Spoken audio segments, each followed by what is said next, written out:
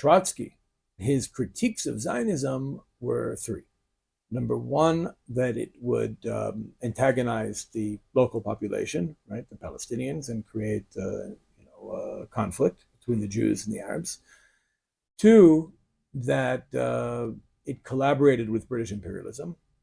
And three, that it just can't work. It's like too crazy an idea, Zionism, at least at that stage. Had Trotsky lived longer, and this is also based on the fact that by the late 1930s, things were very different, and Zionism looked a lot more possible than it did when Trotsky rejected it.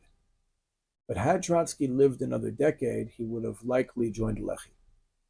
He would have likely made Aliyah, joined Leḥi, and probably would have been given the leadership because he's Trotsky, right? And because Leḥi did not share the features of Zionism that bothered Trotsky.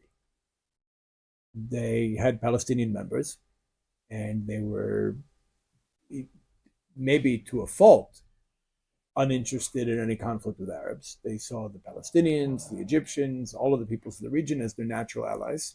That's why the two Eliyahu's were instructed not to fire on any Egyptians, not to hurt any Egyptians. That's why the Leḥi distributed Arabic language leaflets all over Palestine before the British withdrew, in order to convince the non-Jewish population here not to let the British manipulate them into fighting us. That's why the Leḥi was completely unprepared for the Arab front. Of course, they didn't collaborate with British imperialism. They fought British imperialism.